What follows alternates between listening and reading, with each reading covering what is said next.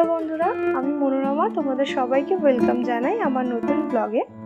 আজকের দিনটা আমার জন্য একটু স্পেশাল। কিভাবে দিনটা স্পেশাল হলো আমার জন্য সেই কাহিনী বলার আগে তোমাদের কাছে আমার একটা অনুরোধ আছে। ভিডিওটা ভালো লাগলে লাইক করো এবং কমেন্ট করে জানিও কেমন লাগলো। যদি ভালো লাগে তাহলে প্লিজ চ্যানেলটিকে সাবস্ক্রাইব করে রেখো, কারণ পরবর্তীতে আমি আরও এরকম অনেক স্টোরি টেলিং ভিডিও নিয়ে আসবো।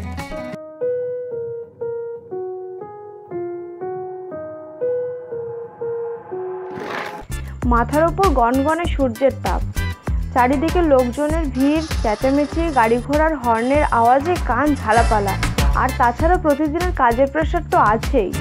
এরকম অবস্থায় মনটা যখন হাঁপিয়ে উঠেছে, তখন একটু শান্ত, নিরিবিলি আর সবুজের মাঝে কিছুটা সময় কাটিয়ে শরীর আর মন দুটোকেই একটু হালকা, ফুরফুরে আর সতেজ করতে কাছাকাছি কোথাও ঘুরতে যেতে ইচ্ছে হচ্ছে কয়েকদিন ধরেই। ঠিক এমন সময় একজন পরিচিতর কাছে খোঁজ পেলাম এই জায়গাটা আমার বাড়ির থেকে বেশ কাছাকাছি। নাম তার অরণ্য, একটি রিসর্ট কাম পার্ক। নামের মধ্যেই এমন একটা টান আছে যে আমি আর অপেক্ষা করতে পারলাম না, তাড়াতাড়ি ব্যাগ গুছিয়ে বাড়ি থেকে বেরিয়ে পড়লাম। বেশিক্ষণ সময় লাগলো না, আমার বাড়ি থেকে মাত্র 1 থেকে 1.5 ঘন্টার মধ্যেই পৌঁছে গেলাম এখানে। বাঁকুড়া মোড় থেকে বাইকে মাত্র 15 মিনিটের দূরত্বে দইচাঁদা নামক গ্রামে। রাস্তার দুই ধারে অপূর্ব দৃশ্য দেখে চোখ জুড়িয়ে যায়। সবুজ ধান ক্ষেত, রাস্তার দুই ধারে গাছের সারি, গরুর গাড়ি, এইসব দেখতে দেখতে কখন যে এসে পৌঁছে গেলাম এখানে বুঝতেই পারলাম না। ঘড়িতে প্রায় 1:30 বাজে। 20 টাকা দিয়ে টিকিট কাউন্টার থেকে টিকিট কাটলাম। তারপর ভিতরে ঢুকেই প্রথমেই চোখে পড়লো একটা বড় লেক, তার কিনারায় কয়েকটা প্যাডেল বোট আর একটা সুন্দর বড় নৌকো। জলে রাজহাঁস খেলা করছে, আছে পানকৌড়িও। লেকটার ঠিক পাশেই একটা ছোট্ট খড়ের কুঁড়ে বানানো, বাঁশের মাচা করা আছে এখানে বসার জন্য, আছে ক্যারাম খেলার ব্যবস্থা। এখানে একটুক্ষণ বসার পরেই চোখে পড়লো রিসর্টের ভেতরে রয়েছে একটা রেস্টুরেন্ট। গিয়ে বসলাম সেখানে। দেরি না করে খাবারের অর্ডারটা দিয়েই দিলাম, কারণ সকালে সেভাবে কিছু খাওয়া হয়নি, তাই খিদেটাও পেয়েছিল বেশ। খাবার যখন তৈরি হচ্ছে তখন রেস্তোরাঁর চারিদিকটা একটু ঘুরে দেখতে লাগলাম। এমন সময় কানে এলো দোতারার আওয়াজ। দেখি একজন বাউল শিল্পী তার দোতারায় সুর সাধছেন।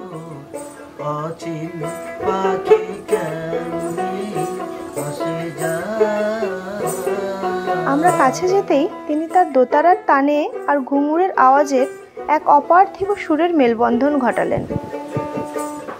গাইতে শুরু করলেন লালন ফকিরের দেহতত্ত্বের সেই চিরন্তন গান, খাঁচার ভিতর অচিন পাখি কেমনে আসে।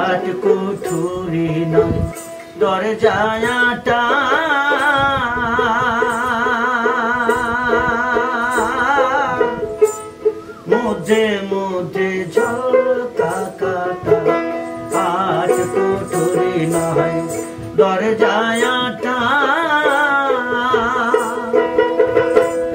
মধ্যে মধ্যে ঝলকা কাটা।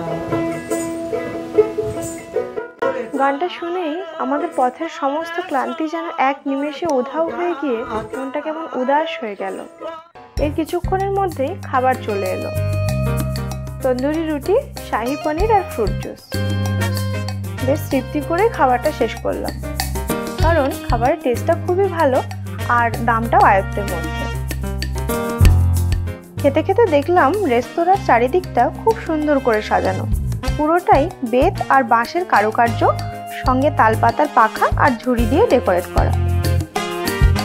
খাওয়া দাওয়ার পর্ব শেষ করে আমার আর তর সইছিল না পুরো রিসর্টটা ঘুরে দেখার জন্য, কারণ প্রায় 24-25 বিঘা জায়গা জুড়ে তৈরি এই রিসর্টে রয়েছে প্রচুর সবুজ গাছ আর বিশাল বড় কলা বাগান। কাঁঠালি আর সিঙ্গাপুরি 2 রকম কলার চাষই রয়েছে এখানে। আম গাছে আমও ধরেছে, তাছাড়া আছে মেহগিনি, পেয়ারা, নিম, আরও কত কি গাছ। লেকের পাশে অনেক বসার জায়গা রয়েছে, সেখানে বসে বেশ কিছুটা সময় নিজের সাথে কাটালাম। মনটা কেমন হালকা হয়ে গেল। বেঞ্চের উপর বসে খুব ভালো করে দুপুরটা উপভোগ করলাম। কখন যে বিকেল নামলো বুঝতেই পারলাম না। এত সুন্দর বাতাস বইছিল এখানে, যে শরীর আর মন যেন পালকের মতো হালকা হয়ে যায়। কিছু পরেই বিকেল নামলো। 30 টাকার টিকিট কেটে চড়ে বসলাম প্যাডেল বোটে। যদিও আমি বোট চালানোয় একদমই আনাড়ি, তবুও চেষ্টা করলাম চালানোর। ভয়ও লাগছিল একটু একটু, কিন্তু অনেকটাই আনন্দ হচ্ছিল। সন্ধ্যা নামার সাথে সাথে লেকের চারপাশে লাইটগুলো জ্বলে উঠল। আর তার কিছু পরেই মায়ের ফোন পেলাম। আর তখনই ব্যাগ নিয়ে বেরিয়ে পড়লাম বাড়ির উদ্দেশ্যে।